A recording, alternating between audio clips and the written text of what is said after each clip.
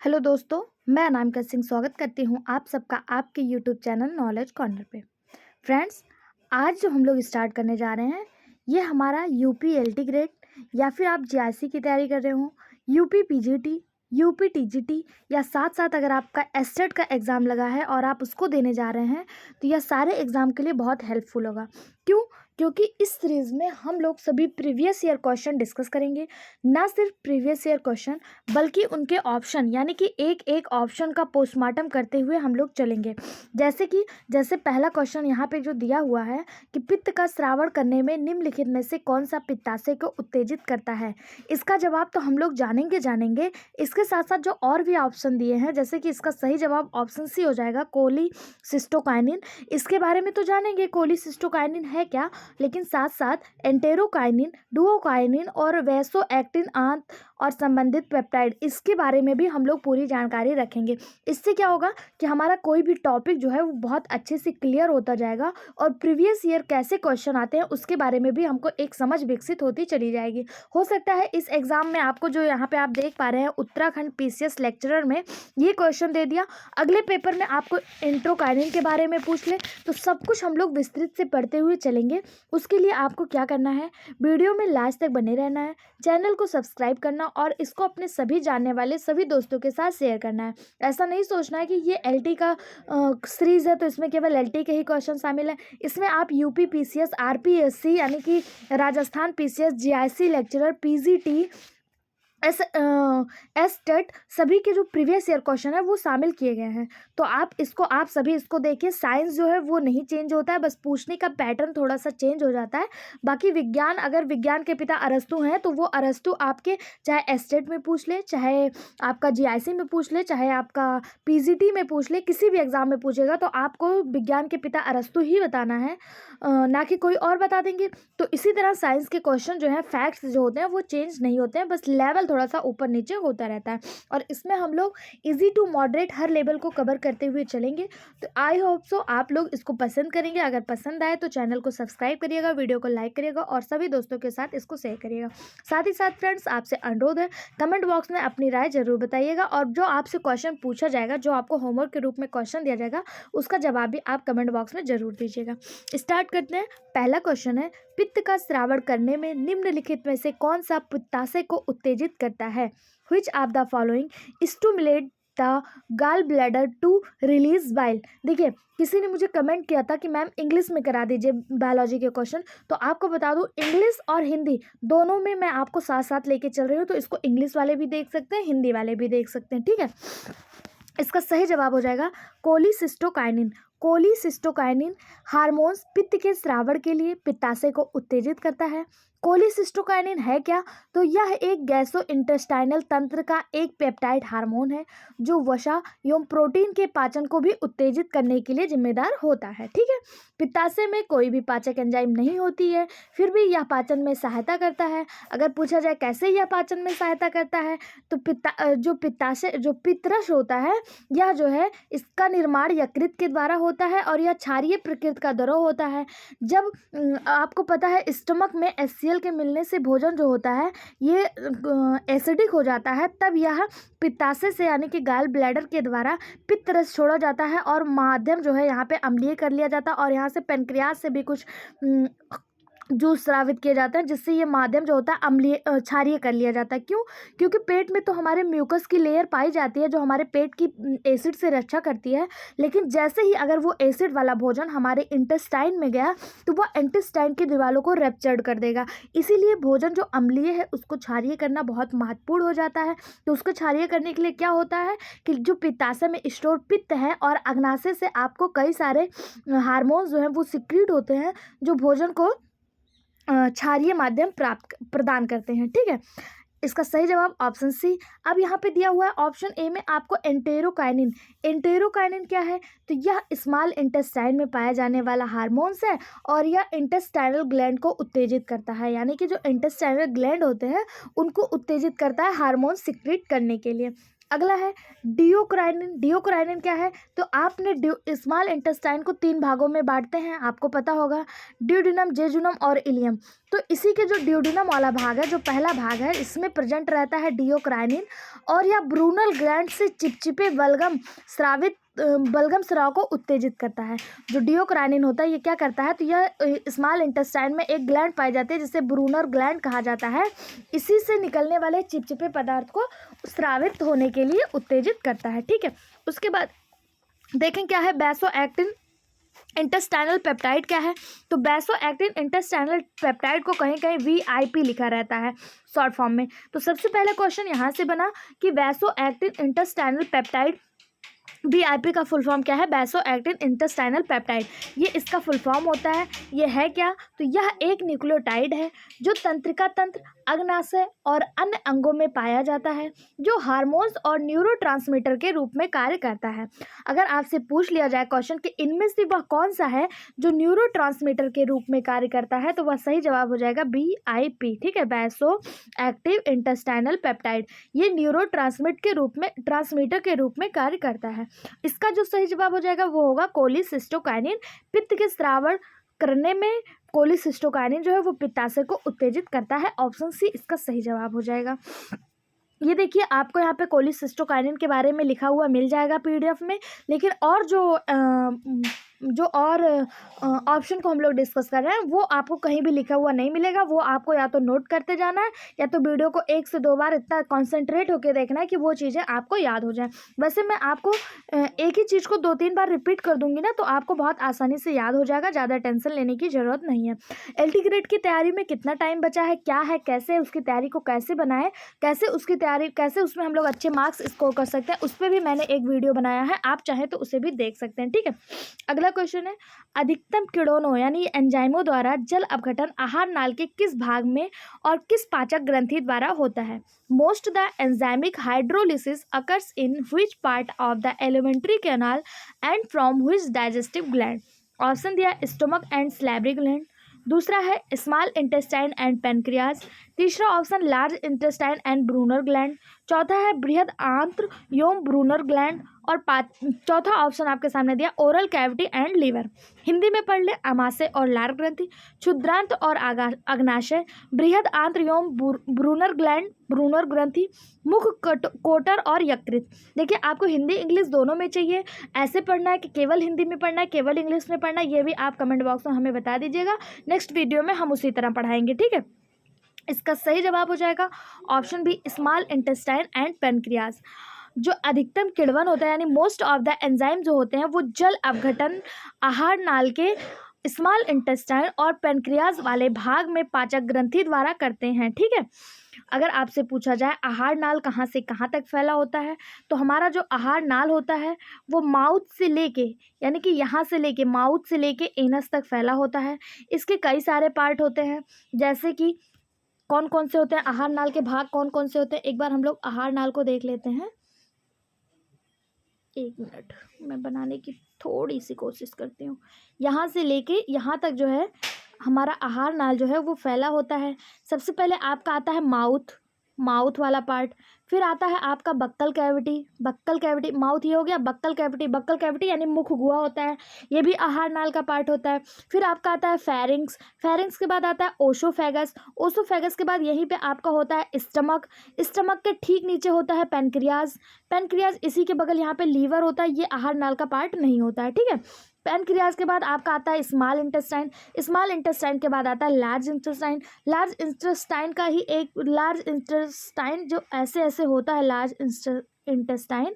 तो यहीं पे आपको सीकम और रेक्टम देखने को मिल जाएगा, और सबसे लास्ट भाग एनस होता है। ठीक है, यानी कि आहार नाल जो होता है हमारा ये माउथ से लेके एनस तक फैला हुआ होता है। लेकिन यहाँ पे पूछा है कि एंजाइम वो कौन सा जो हाइड्रोलिसिस के लिए जिम्मेदार होता है, जल अपघटन के लिए जिम्मेदार होता है, वो एंजाइम कहाँ से निकलता है, तो वो स्मॉल इंटेस्टाइन और पेनक्रियाज से निकलता है। ऑप्शन बी इसका सही जवाब हो जाएगा। बाकी स्टमक और सैलिवरी ग्लैंड क्या है, तो स्टमक जो है हमारे आहार नाल का एक पार्ट है, और यहाँ से जो है HCl निकलता है, HCl भोजन को अम्लीय कर देता है। इसके साथ साथ स्टमक को आप 4 भागों में बांटते हैं, कौन कौन सा हो गया, कार्डियक, फंडिक और पाइलोरस। इसके साथ साथ एक पार्ट होता है जिसे आप बॉडी कहते हैं। इसी कार्डियक वाले पार्ट में रुचिनुमा संरचना पाई जाती है जो भूख लगने पे खड़ी हो जाती है और हमारे पेटों में दर्द होने लगता है। कार्डियक सबसे ऊपरी भाग और पाइलोरक जो होता है वो पाइलोरिस जो होता है वो सबसे निचली भाग होता है। फंडिक सबसे ऊपरी भाग और पाइलोरिक सबसे निचली भाग होता है। ये हो गया स्टमक के बारे में। बात करें सैलिवरी ग्लैंड की, तो सैलिवरी ग्लैंड जो होता है यहाँ से टाइलिन और सैलिवरी अमाइलेज नामक एंजाइम निकलता है और यह कार्बोहाइड्रेट के पाचन में जिम्मेदार होता है। जब हमारे मुख में जब हम लोग भोजन को तोड़ते हैं और भोजन को निगलने का प्रयास करते हैं, जब हम भोजन को कूचते हैं, आपस में मिलाते हैं, तो वहीं पे जो है 30% कार्बोहाइड्रेट का पाचन ये सैलिवरी अमाइलेज द्वारा हो जाता है। ठीक है, उसके बाद अगर हम बात करें लार्ज इंटेस्टाइन की, तो लार्ज इंटेस्टाइन में जो होता है, लार्ज इंटेस्टाइन में पानी का अवशोषण सबसे ज़्यादा मात्रा में होता है। ब्रूनल ग्लैंड कहाँ होता है, तो ब्रूनल ग्लैंड जो होता है ये स्मॉल इंटेस्टाइन में पाया जाता है और इसी के स्राव को ब्रूनल ग्लैंड से जो पदार्थ निकलता है ये चिपचिपा होता है और इसी के स्राव को डियोडिनम जो है उत्तेजित करता है। बात करें ओरल कैविटी, ओरल कैविटी जो मुख गुहा होता है इसी को बक्कल कैविटी या ओरल कैविटी कहा जाता है, जिसमें हम लोग भोजन को रखते हैं, जिसमें हमारी जीभ और दांत वाले स्ट्रक्चर पाए जाते हैं। उसके बात करें लीवर की, तो लीवर हमारे शरीर का सबसे महत्वपूर्ण अंग है। यहाँ पे आपको जो है अगर आपसे पूछा जाए कि यूरिया का प्यूरिफिकेशन कहाँ होता है, तो इसका जवाब आपको लीवर ही देना पड़ेगा, क्योंकि लीवर जो है हमारे शरीर की सबसे बड़ी ग्रंथि भी है और यूरिया का प्यूरिफिकेशन यहीं पे होता है। पित्त का स्रावण यहीं पे होता है।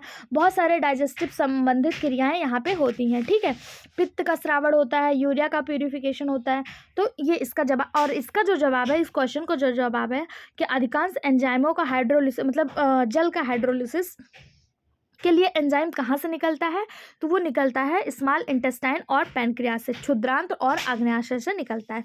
ऑप्शन बी इसका सही जवाब हो जाएगा। अगला क्वेश्चन देखते हैं, निम्नलिखित में से कौन पित्त रस में उपस्थित नहीं है? पाचक, किण्वन यानी कि digestive enzyme, cholesterol, phospholipid, bile salt. Which of the following is not present in the bile juice? इनमें से वो कौन सा है जो बाइल जूस में प्रेजेंट नहीं है? डाइजेस्टिव एंजाइम, कोलेस्ट्रॉल, फॉस्फोलिपिड या बाइल साल्ट। तो हमने बताया था कि पित्त रस जो होता है, बाइल जूस जो होता है, ये कोई भी डाइजेशन संबंधित क्रिया नहीं करता है। पित्त रस में कोलेस्ट्रॉल, पित्त लवण और फॉस्फोलिपिड आदि पाए जाते हैं, जबकि पित्त रस में पाचक एंजाइम नहीं पाया जाता है। पित्त रस है क्या? पित्त एक पाचक द्रव है जो भोजन को पचाने में सहायता करता है, लेकिन इसमें किसी भी प्रकार का पाचक एंजाइम नहीं पाया जाता। पित्त बनता कहाँ है? तो यह हमारे लीवर में यानी कि यकृत में इसका निर्माण होता है और लीवर के पास ही एक गाल ब्लैडर यानी पित्ताशय नाम की थैली होती है जिसमें यह स्टोर होता है। पित्त रस में पित्त लवण और पित्त वर्णक। पित्त वर्णक क्या है? अगर आपसे पूछ लिया जाए पित्त वर्णक का नाम क्या है, तो पित्त वर्णक का नाम है बिलिरुबिन। ये भी इसमें मौजूद होता है और इसका जो कार्य होता है वो भोजन में जो हमारे वसा होते हैं और जो वसीय अम्ल होते हैं यानी फैटी एसिड होते हैं, वसा को फैटी एसिड में बदलने का कार्य करता है। ठीक है, बात करें कोलेस्ट्रॉल की, कोलेस्ट्रॉल क्या है? तो कोलेस्ट्रॉल, इसका तो सही जवाब ऑप्शन ए हो जाएगा कि पित्त रस में डाइजेस्टिव एंजाइम नहीं पाया जाता, फिर भी यह पाचन में महत्वपूर्ण भूमिका निभाता है, इस बात को ध्यान दीजिएगा। ठीक है, कोलेस्ट्रॉल क्या है? तो कोलेस्ट्रॉल एक मोम वसा जैसा पदार्थ है जो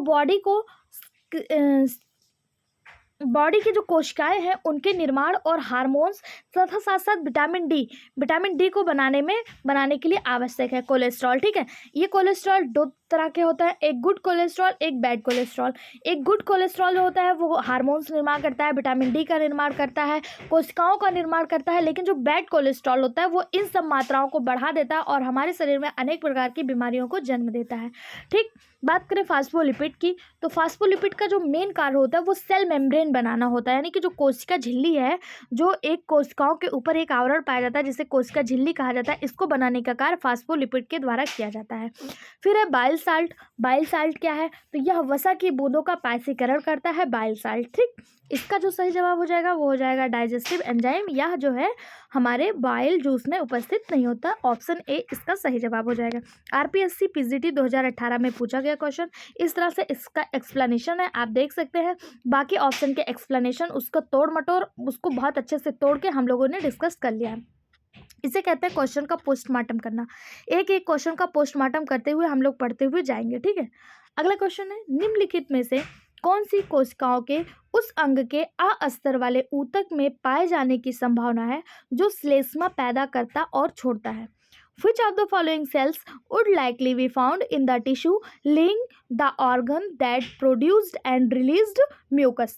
ऑप्शन है ग्लोबलेट सेल, ग्लोबलेट कोशिकाएं, मास्ट सेल, मास्ट कोशिकाएं, माइक्रोफेजेस और ऑस्टियोब्लास्ट।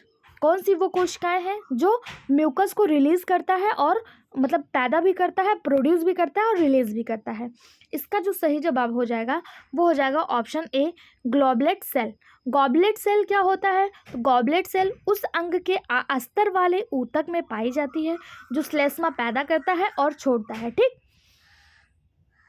यह कोशिकाएं प्लूरिपोटेंट स्टेम सेल में प्लूरिपोटेंट स्टेम सेल में उत्पन्न होती हैं और इनका नाम ग्लोबलेट कप जैसी संरचना के कारण होता है। इनकी आकृति जो होती है एक कप जैसी संरचना होती है, इसी के कारण इनका नाम ग्लोबलेट पड़ा हुआ है। इन कोशिकाओं का प्राथमिक कार्य क्या है? तो ये जो है श्लेष्मा को स्रावित करते हैं और एक सुरक्षात्मक बलगम परत बनाते हैं। चूँकि प्रत्येक कोशिका श्लेष्मा उत्पादन के लिए श्लेष्मा स्रावित करती है, इसलिए इसे एक कोशिकीय श्लेष्मा ग्रंथि भी कहा जाता है। अगर आपसे पूछ ले कि एक कोशिकीय श्लेष्मा ग्रंथि कौन सी है, तो यही गॉबलेट कोशिकाएं एक ग्रंथीय कोशिका श्लेष्मा ग्रंथि कहलाती हैं। ठीक है, अगला देख लेते हैं मास्ट सेल क्या है। इसका तो सही जवाब ऑप्शन ए हो गया।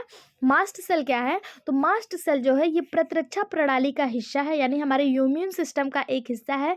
यह बॉडी को संक्रमण, एलर्जी, इन सब चीज़ों से लड़ने में मदद करती है, इन सब चीज़ों से बचाती है। ठीक है, बात करें माइक्रोफेजेस की, तो माइक्रोफेजेस क्या है? ये भी इम्यून सिस्टम का हिस्सा है और यह आरबीसी, इसको बड़ी आरबीसी भी कहा जाता है। अगर क्वेश्चन पूछ ले माइक्रोफेजेस बड़ी आरबीसी किसको, सॉरी डब्ल्यूबीसी, बड़ी डब्ल्यूबीसी किसको कहा जाता है? तो इसी माइक्रोफेजेस को बड़ी डब्ल्यूबीसी कहा जाता है। ये कार्य क्या करता है? तो यह शरीर में प्रवेश करने वाले सभी जो रोगाणु होते हैं, मृत सेल होते हैं, मलबे होते हैं, उनको निगल कर पचाकर साफ कर देता है। ठीक, तो यह क्या करता है? हमारे शरीर की अनेक प्रकार के रोगाणुओं से जो हमारी कोशिकाएं डेड हो गई रहती हैं, जो डेड होने के बाद जो उनके मलबे बचते हैं, इन सबको खा लेता है और उनको पचाकर हमारी बॉडी के, हमारे रक्त को क्लीन कर देता है। बात करें ऑस्टियोब्लास्ट की, तो ये क्या है ऑस्टियोब्लास्ट? तो यह अस्थि निर्माण सेल है जो बोन्स का निर्माण और मरम्मत करते हैं, ऑस्टियोब्लास्ट। ठीक, इसका जो सही जवाब हो जाएगा वो ऑप्शन ए हो जाएगा। बाकी के तीन हम लोगों ने देख लिया, ये इसका एक्सप्लेनेशन है, ये पीडीएफ फॉर्म में आपको हमारे टेलीग्राम चैनल पे मिल जाएगा। अगला क्वेश्चन है Meissner's plexus is found in. Meissner's Meissner का जाल कहाँ पाया जाता है? यकृत में, लंग्स में, किडनी में या इंटेस्टाइनल वाल में? माइनर्स फ्लेक्सस है क्या? तो ये जो होता है ये इंटेस्टाइनल वाल में पाया जाता है, आंतों की दीवारों में पाया जाता है। ऑप्शन डी इसका सही जवाब हो जाएगा। माइनर्स का जाल आंतों की दीवारों के सब म्यूकोजल ऊतक के स्थित एक आंतरिक तंत्रिका जाल है। यह आंतरिक तंत्रिका जाल उपकला परत में कोशिकाओं और पेशीय म्यूकोसा चिकनी पेशी के अंतर्गत आती है। इसका प्रमुख कार्य क्या है? तो यह जठरांत स्राव और स्थानीय रक्त प्रवाह को नियंत्रित करती है। ठीक है, एक वैज्ञानिक थे जिनका नाम जॉर्ज माइसनर था। जॉर्ज माइसनर, इन्हीं के नाम पे इसका नाम माइसनर के जाल से जुड़ा हुआ है, जिसे पाचन तंत्र के प्लेक्सा सबम्यूकोसा के रूप में वर्णित किया जाता है।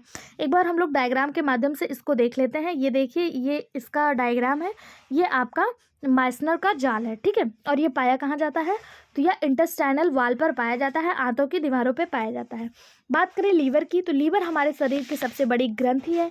यह ब्लड का प्यूरिफिकेशन करता है, पोषक तत्वों को संशोधित करता है, पित्त का उत्पादन करता है और संक्रमण से लड़ने में बॉडी की मदद करता है। साथ ही साथ यह बॉडी को डिटॉक्सिफिकेशन करता है, यानी कि जितने भी जहरीले पदार्थ हैं उन सभी को बॉडी से निकालने का कार्य भी लीवर ही करता है। लंग्स क्या है? तो लंग्स का जो कार्य होता है ये हम सभी को पता है, ऑक्सीजन को लेना और कार्बन डाइऑक्साइड को निकालना, ये लंग्स का कार्य होता है फेफड़े का, और ये पीएच संतुलन को भी बनाए रखने का कार्य करता है। किडनी, जिसे आप गुर्दा कहते हैं, तो यह अपशिष्ट का फिल्टर करता है, ये तो सभी को पता होगा, और इसका जो सही जवाब हो जाएगा वो ऑप्शन डी हो जाएगा। अगला question, bile is produced by. पित्त उत्पन्न होता है लीवर में, गॉल ब्लैडर में, पैनक्रियाज में या इंटेस्टाइन में? पित्त का उत्पादन कहाँ होता है? यकृत में, पित्ताशय में, अग्नाशय में या आंत में? तो अभी हम लोगों ने देखा था कि पित्त का जो उत्पादन होता है वह कहाँ होता है? लीवर में होता है। कहाँ पे होता है? लीवर में होता है। पित्त जो है यकृत में यानी कि लीवर में उत्पन्न होता है। अगर पूछा जाए कि पित्त का पीएच कितना होता है, पित्त अम्लीय होता है या क्षारीय होता है, तो आपको बता दें पित्त एक क्षारीय पदार्थ है। इसका जो पीएच होता है वो 7.5 से लेके 7.7 तक इसका पीएच होता है। यह एक तरल पदार्थ है जो यकृत के द्वारा बनाया जाता है और यह गॉल ब्लैडर यानी पित्ताशय की थैली में एकत्रित होता है। उत्पन्न होता है लीवर से, लेकिन एकत्रित कहाँ होता है? गॉल ब्लैडर में, पित्ताशय में उत्पन्न होता है। इसका कार्य क्या है? तो यह वसा को ओसीय अम्ल यानी फैट को फैटी एसिड में तोड़ देता है और भोजन को पचाने में सहायता करता है। इसकी प्रकृति कैसी होती है? तो इसकी प्रकृति क्षारीय होती है। पीएच कितना है? 7.5 से लेकर 7.7 तक है। यह दिखता कैसा है? तो यह गाढ़ा और चिपचिपा पीला हरा द्रव है।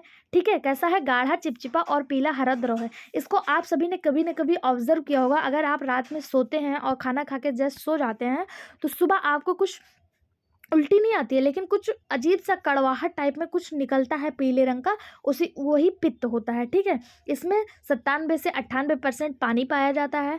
बाकी 0.07 पित्त लवण, 0.2% बिलुवरीन, बिलुवरीन के कारण ही इसका रंग पीला हो जाता है। और इसके साथ साथ इसमें कोलेस्ट्रॉल, वसीय अम्ल और लेसेथिन और अकार्बनिक लवण भी उपस्थित होते हैं।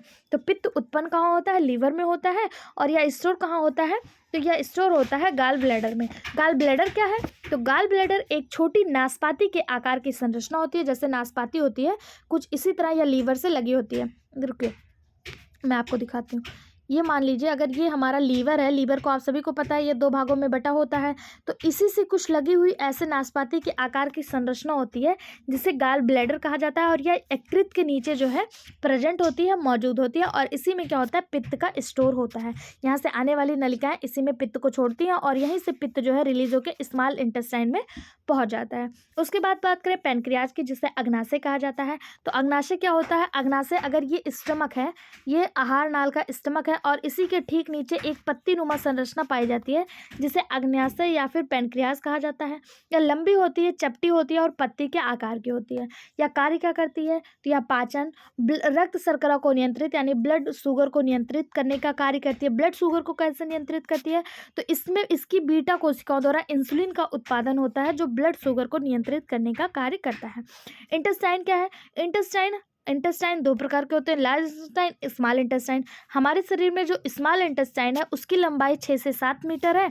कितनी है? 6 से 7 मीटर है। अगर फिट में कहें तो यह लगभग जो है 20 से 30 फीट है। ठीक है, यह व्यक्ति के लंबाई के हिसाब से अलग अलग चेंज होती रहती है। और बात करें इस लार्ज इंटेस्टाइन की, तो यह पाचन तंत्र का अंतिम भाग होता है। जो भी भोजन हमारे शरीर में नहीं पच पाता है वो अंतिम रूप से यहाँ पे पचता है और यहाँ पे पानी का और इलेक्ट्रोलाइसिस का अवशोषण करने के लिए यह जाना जाता है। साथ ही साथ इसी के सबसे लास्ट भाग में एनस, रेक्टम जैसी संरचनाएं पाई जाती हैं जो अपशिष्ट को बाहर निकालने में मदद करती हैं। ओके, इसका सही जवाब ऑप्शन ए हो जाएगा, bile is produced by liver. Okay, अगर दे दे बाइल इज स्टोर्ड तो गॉल ब्लैडर।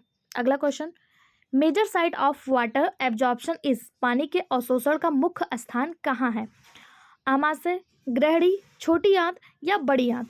पानी के अवशोषण का मुख्य स्थान कहाँ है? पानी तो हर जगह थोड़ी थोड़ी मात्रा में अवशोषित होता है, लेकिन सबसे ज़्यादा मात्रा में कहाँ अवशोषित होता है? इसका जो सही जवाब हो जाएगा वो हो जाएगा ऑप्शन सी। ऑप्शन सी यानी कि स्मॉल इंटेस्टाइन। पानी का जो अवशोषण है वो मुख्य स्थान इसकी छोटी आंत होती है, स्मॉल इंटेस्टाइन होती है।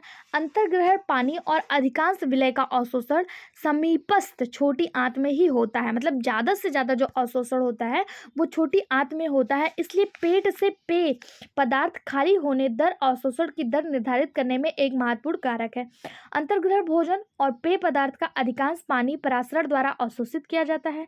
लगभग 80% पानी जो होता है वो छोटी आंत में एब्जॉर्ब हो जाता है। कितना? 80%। लेकिन अगर 100 में से 80 यहाँ पे एब्जॉर्ब हो रहा है तो बाकी कहाँ हो रहा है? हो रहा है या नहीं भी हो रहा है। तो 80% पानी जो है ये छोटी आंत में एब्जॉर्ब कर लिया जाता है, बाकी जो बचा 10% वो हमारे बड़ी आंत द्वारा एब्जॉर्ब कर लिया जाता है। अब ये हो गया 90%। बाकी 10% कहाँ जाता है? तो 10% जो है ये यूरिन और मल के माध्यम से शरीर से बाहर निकल जाता है, हमारे शरीर के डिटॉक्सिफाइड पदार्थ को लेके, यानी हमारे शरीर के जो विषाक्त पदार्थ हैं उनको शरीर से निकालने का कार्य यह पानी ही करता है। कभी पसीने के रूप में, कभी मल मूत्र के रूप में ये हमारे शरीर से जितने भी विषैले विषाक्त पदार्थ होते हैं उनको निकाल देता है। ठीक है, बात करें आमाशय की, जिसे आप यहाँ पे स्टमक देख पा रहे हैं। स्टमक क्या है? तो स्टमक भी आहार नाल का एक भाग है और यहाँ से एचसीएल सिक्रेट होता है। इसमें म्यूकस नामक परत पाई जाती है जो एचसीएल से हमारे बॉडी की रक्षा करती है, आमाशय की रक्षा करती है। ड्यूडेनम क्या है? तो ड्यूडेनम स्मॉल इंटेस्टाइन का सबसे पहला भाग है जिसे ग्रहणी कहा जाता है। स्मॉल इंटेस्टाइन हम लोगों ने देख लिया, लार्ज इंटेस्टाइन के बारे में हम लोगों ने भी इसके पहले के क्वेश्चन में देखा था। अगला क्वेश्चन है, ब्रूनर्स ग्लैंड पाई जाती हैं।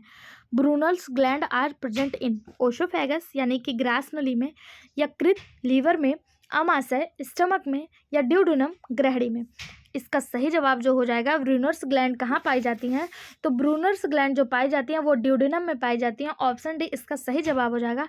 ड्यूडेनम है कहाँ? तो ये हमारे इंटेस्टाइन का सबसे पहला भाग होता है। इंटेस्टाइन को 3 भागों में बांटा गया, ड्यूडेनम, जेजुनम और इलियम। ड्यूडेनम, जेजुनम और इलियम, इंटेस्टाइन को 3 भागों में बांटा गया। अगर पूछा जाए, स्मॉल इंटेस्टाइन का सबसे पहला भाग ड्यूडेनम और सबसे आखिरी भाग इलियम होता है। बीच वाले भाग को आप जेजुनम के नाम से जानते हैं। इसी ड्यूडेनम वाले भाग में ब्रूनर्स ग्लैंड पाई जाती हैं। ये जो ब्रूनर्स ग्लैंड होती हैं ये सब म्यूकोसा में स्थित होती हैं। ये शाखित ट्यूबलर स्लेश ग्रंथियां होती हैं, यानी कि ये ट्यूब जैसी इनकी संरचना होती है, ट्यूब लाइक इनकी संरचना होती है, और जो एक नलीदार होती हैं यानी ट्यूब लाइक होती हैं। ये पीएच के साथ बलगम का स्राव करती हैं जो पेट के काइम के प्रभाव को बेअसर करने में काम करता है। यानी पेट से जो काइम आया है, भोजन को जब आप भोजन के रूप में लेते हैं तो यह बोलस होता है। सबसे पहले जब वो आता है भोजन तो भोजन आता है, फिर यह बोलस बनता है, बोलस के बाद यह काइम बनता है, पेट में काइम बनता है। काइम के बाद जब ये इंटेस्टाइन में जाता है तो ये काइल का रूप ले लेता है। किसका? काइल का। और काइल के रूप में ही इसका डाइजेशन होता है और ये शरीर से बाहर निकल जाता है। ठीक है, तो ये काइम में जो HCl मिला उससे हमारे बॉडी की रक्षा कौन करता है? ड्यूडेनम से निकलने वाले ब्रूनर्स ग्लैंड से निकलने वाली जो हार्मोन्स होते हैं वो इनसे रक्षा करती हैं। ये ग्रंथियां ग्रहणी यानी ड्यूडेनम की विशेषता होती हैं और इनका वर्णन अगर पूछा जाए, सबसे पहले ब्रूनर्स ग्लैंड के बारे में बताया किसने? तो जोहान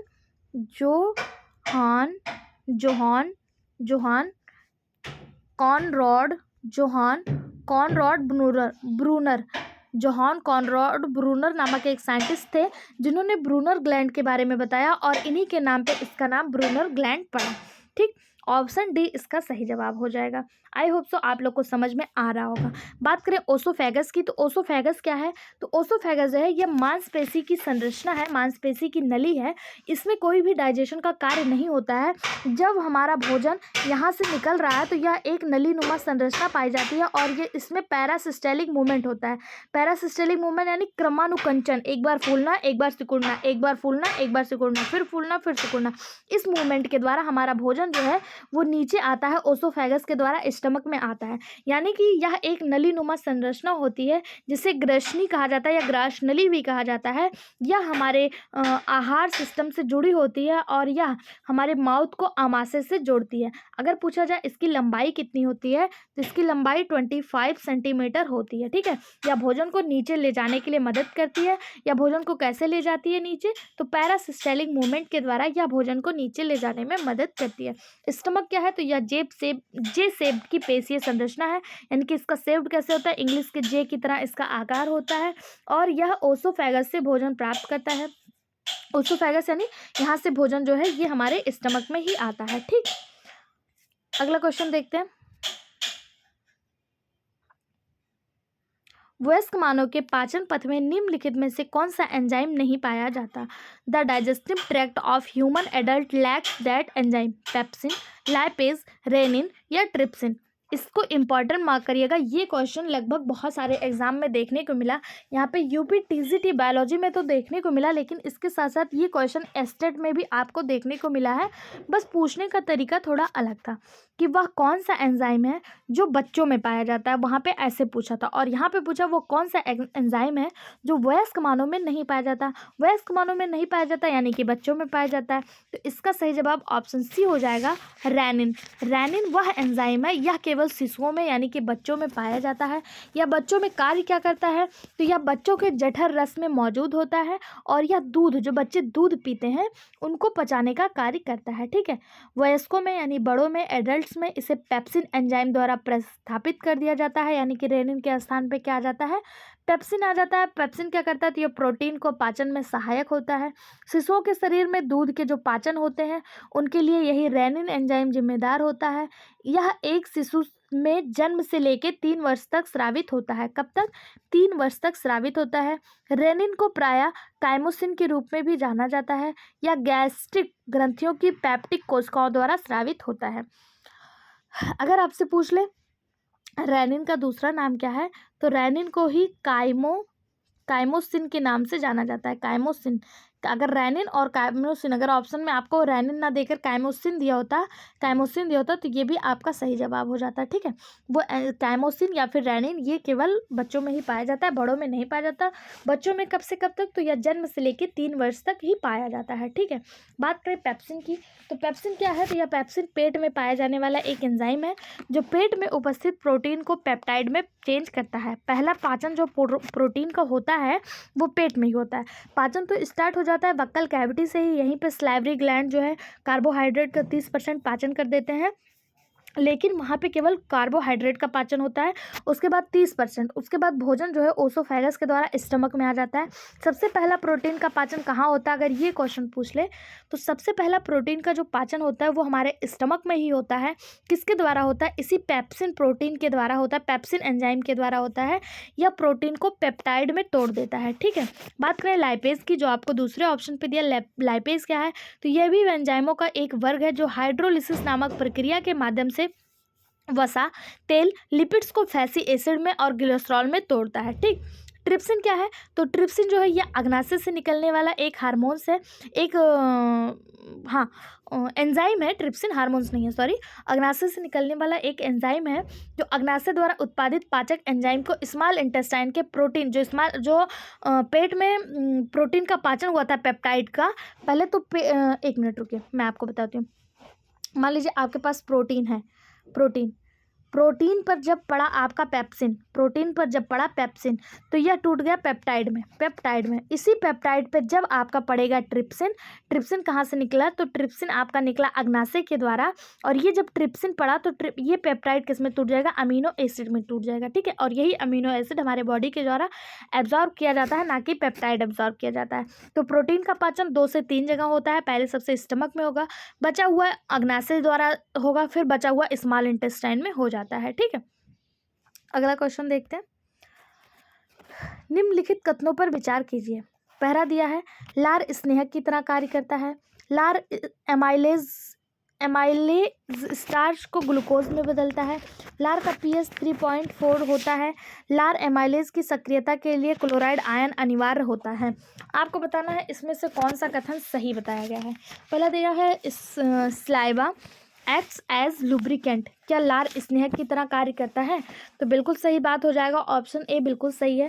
लार जो होता है ये लुब्रिकेंट की तरह कार्य करता है। अगर ये लुब्रिकेंट की तरह कार्य नहीं करता तो जो हम लोग खाना खाते हैं उसको ये मिलाता कैसे, उसको जो है चावल तो आप तुरंत निगल लेते हैं, लेकिन रोटी को आप थोड़ी दूर कूचते हैं। रोटी आप सूखी भी खा लेते हैं तो देखते हैं वो आसानी से ओसोफेगस के द्वारा स्टमक तक पहुंच जाता है। कैसे, इसी लार के माध्यम से। ये लार जो होता है वो लुब्रिकेंट का कार्य करता है और भोजन को चिपचिपा बना देता है, जिसके द्वारा क्या होता है, भोजन आसानी से नीचे जाने का कार्य कर पाता है। ठीक है, लार एमाइलेज एक एंजाइम होता है जो स्टार्च को माल्टोज में परिवर्तित कर देता है और यह प्रक्रिया आमाशय में संपन्न होती है। ठीक, अगर आपसे यहाँ पे दूसरा दिया, लार एमाइलेज को ग्लूकोज में बदलता है, तो बिल्कुल गलत बात। लार एमाइलेज को किस में बदलता है, माल्टोज में बदलता है, ये गलत हो जाएगा। लार का पीएच 3.4 होता है, बिल्कुल नहीं। लार का जो पीएच होता है वो 6.5 से लेके 7.5 तक होता है। आखिरी दिया, लार एमाइलेज की सक्रियता के लिए क्लोराइड आयन अनिवार्य है। बिल्कुल सही बात, ऑप्शन 1 और ऑप्शन 4 इसके सही जवाब है कि लार एमाइलेज क्लोराइड आयन द्वारा सक्रिय होते हैं, जो इसे सक्रिय करने के लिए उत्प्रेरक के रूप में कार्य करते हैं। तो इसका जो सही जवाब हो जाएगा ये 1 और 4 दोनों हो जाएगा। तो यहाँ पे आप ऑप्शन में देख पा रहे हैं, ऑप्शन ए में ही दिया हुआ है 1 और 4 दोनों, तो ऑप्शन ए इसका सही जवाब हो जाएगा। अगला क्वेश्चन, विटामिन के का संरचनात्मक अनुरूप जो कि प्रतिस्कंदी के रूप में प्रयुक्त होता है वह क्या है? ऑप्शन दिया है डाइकुमेरॉल, टोकेफेरॉल, ऑर्गीकैल्सीफेरॉल या बीटा कैरोटीन। विटामिन के का संरचनात्मक अनुरूप जो प्रतिस्कंदी के रूप में यानी एंटीकोगुलेंट के रूप में जो प्रयुक्त होता है वह क्या होता है? Name the structural analogue of vitamin K which is use an anticoagulant. Anticoagulant यानी प्रतिस्कंदी के रूप में कौन सा यूज होता है? इसका जो सही जवाब हो जाएगा वो हो जाएगा ऑप्शन ए डाइकुमेरॉल। विटामिन के का संरचनात्मक रूप जो प्रतिस्कंदी के रूप में प्रयुक्त होता है उसे डाइकुमेरॉल कहते हैं। या सघन सीरापरक थ्रोम्बोसिस के उपचार हेतु हिपेरिन के साथ प्रयोग किया जाता है। अगर पूछा जाए विटामिन के का रासायनिक नाम क्या होता है, तो विटामिन के का रासायनिक नाम फ्यूलोक्विनोन होता है। फ्यूलोक्विनोन किसका रासायनिक नाम है? विटामिन के का रासायनिक नाम है। या रक्त का थक्का जमने में सहायता करता है।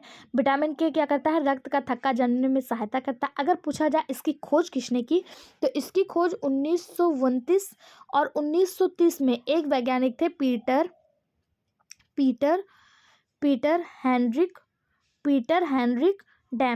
हेनरिक डैम नामक एक वैज्ञानिक थे जिन्होंने विटामिन के की खोज की थी। किसने की थी? पीटर हेनरिक डैम ने 1929-1930 में। विटामिन के का रासायनिक नाम क्या है?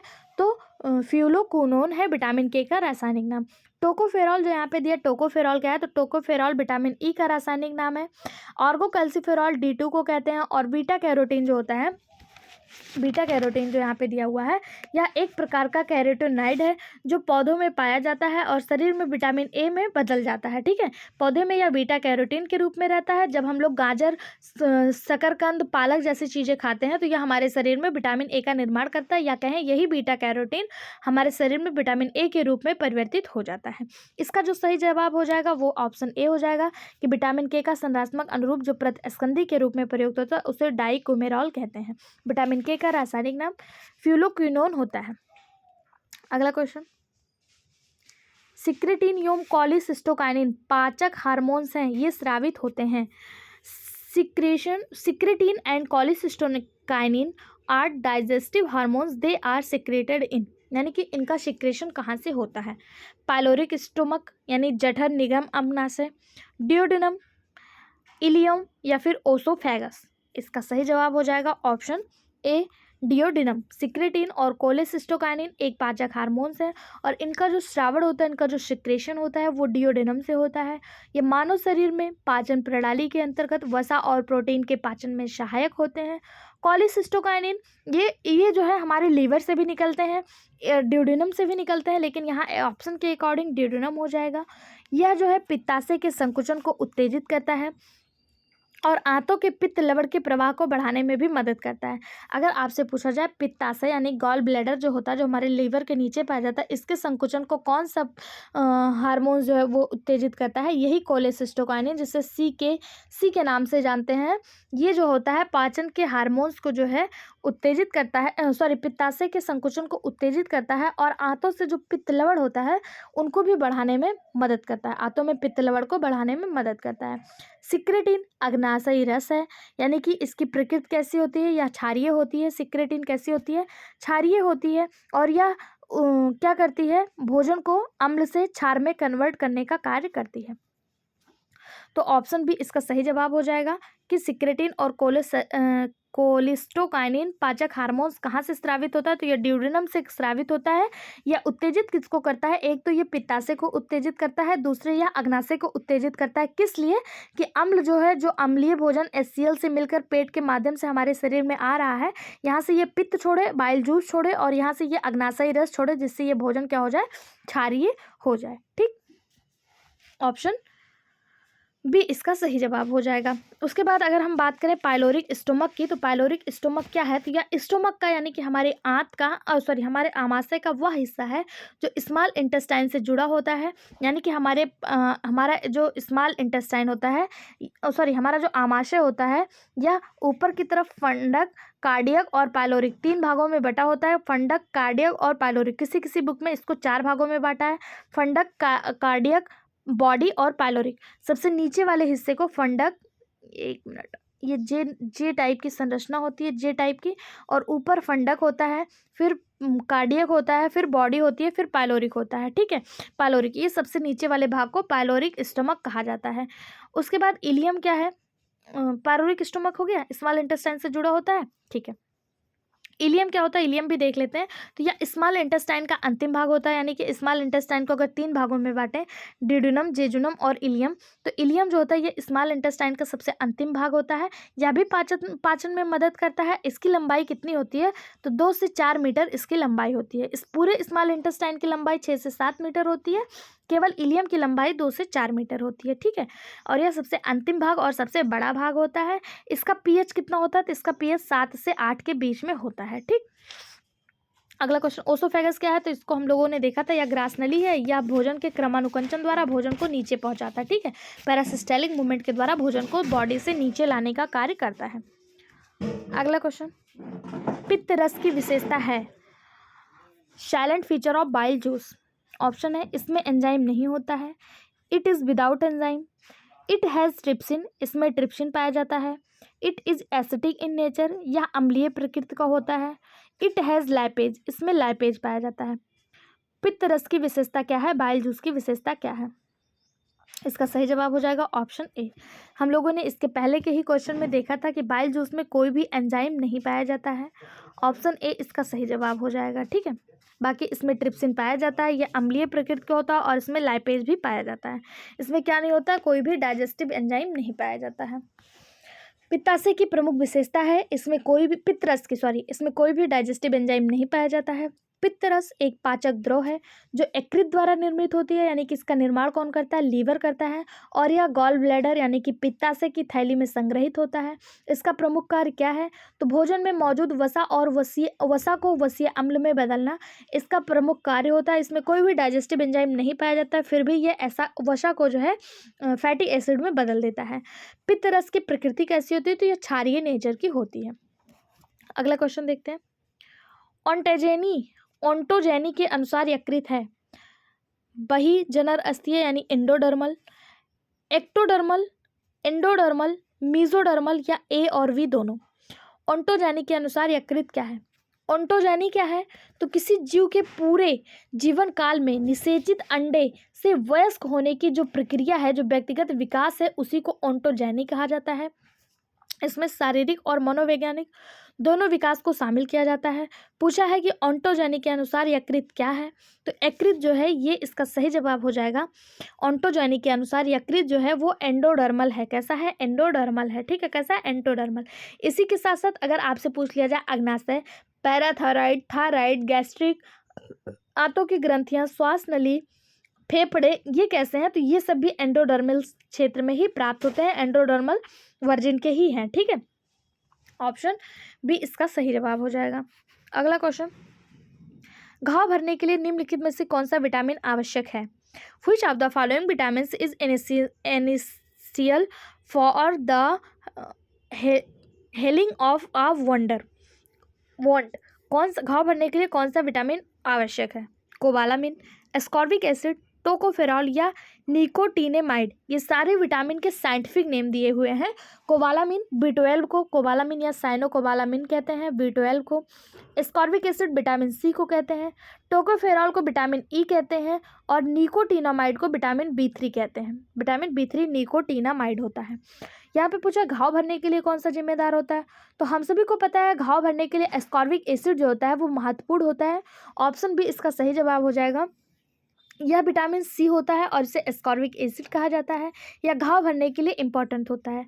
बात करें कोबालामिन की, तो इसे विटामिन B12 के नाम से जाना जाता है, और यह RBC जिसे आप लाल रोधिक कणिकाएं कहते हैं उनके निर्माण में महत्वपूर्ण भूमिका निभाता है। Vitamin B12। टोकोफेरॉल क्या है? टोकोफेरॉल विटामिन ई है या एंटी स्टेराइल विटामिन है, यानी बांझपन के लिए जिम्मेदार होता है। और निकोटिनेमाइड या विटामिन बी3 कहा जाता है और इसकी कमी से पेलाग्रा नामक रोग होता है। अगर आपसे पूछ लिया जाए पेलाग्रा नामक रोग किससे होता है, तो विटामिन बी3 के कारण होता है। इसे निकोटिनामाइड या फिर नियासिन भी कहा जाता है। विटामिन बी3 का एक और नाम है नियासिन, ये इसके साइंटिफिक नेम है, ठीक है। और ये इसके कार्य हो गए। आई होप सो आप लोग को वीडियो अच्छा लग रहा होगा। अगर पसंद आ रहा है, हमारी एफर्ट आपको अच्छी लग रही है, तो प्लीज़ आपसे अनुरोध है चैनल को सब्सक्राइब कर लें और इसे अपने सभी दोस्तों के साथ शेयर करें। साथ ही आप कमेंट बॉक्स में अपनी राय हमें ज़रूर बताएं। अगला क्वेश्चन है, प्रोथ्रोम्बिन का संश्लेषण होता है।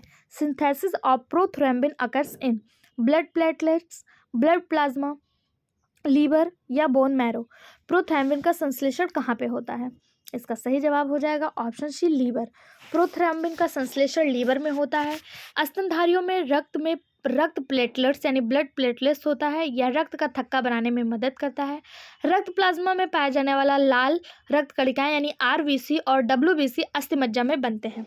यानी कि क्या बताया, प्रोथ्रोम्बिन का संश्लेषण कहाँ पे होता है? एक मिनट, इसका सही जवाब हो जाएगा लीवर। प्रोथ्रोम्बिन का संश्लेषण कहाँ पे होता है? लीवर में होता है। ब्लड प्लेटलेट्स क्या है? तो ब्लड प्लेटलेट्स या स्तनधारियों में यानी मैमल्स में पाए जाते हैं, या मैमल्स की विशेषता होती है ब्लड प्लेटलेट्स, ठीक है। किसकी विशेषता है? मैमल्स की विशेषता है। और यह क्या होता है? रक्त में मौजूद होते हैं। इनकी आकृति कैसी होती है? तो आप लोगों ने डिस्क देखा होगा, डिस्क, इनका आकार जो होता है वो डिस्क की तरह होता है, ठीक है। ब्लड प्लेटलेट्स ये क्या होते हैं? हमारे ह्यूमन बॉडी में, हमारे 1 लीटर ब्लड में, 1 माइक्रोन लीटर ब्लड में 100 मतलब 1.5 लाख से लेके 1,50,000 से लेके 4,50,000 तक होते हैं। अगर इनकी संख्या इससे कम होती है तो भी खतरनाक है, इससे ज़्यादा होती है तब भी खतरनाक है। अगर पूछा जाए जनरल प्लेटलेट्स कितने होने चाहिए, ब्लड प्लेटलेट्स कितने होने चाहिए, 1,50,000 यानी 1.5 लाख से लेके 4.5 लाख तक इनकी संख्या होनी चाहिए, ठीक है। 4.5 लाख तक इनकी संख्या होनी चाहिए। ये करते क्या है? तो यह जब चोट लग जाता है तो रक्त का थक्का जमाने में भी मदद करते हैं, रक्त स्राव को रोकने के लिए भी आवश्यक होते हैं। अब रक्त स्राव को रोकने के लिए कौन सा विटामिन जिम्मेदार होता है, ये आपके लिए क्वेश्चन है कि रक्त स्राव को रोकने के लिए कौन सा विटामिन जिम्मेदार होता है। इसका जवाब आपको कमेंट बॉक्स में बताना है, ठीक है। बात करें अगला ऑप्शन जो ब्लड प्लाज्मा दिया है, ब्लड प्लाज्मा क्या है? तो ब्लड प्लाज्मा जो है यह आरबीसी में पाया जाता है और डब्ल्यूबीसी में भी पाया जाता है। और इसका निर्माण कहाँ होता है? तो इसका निर्माण बोन मैरो में होता है।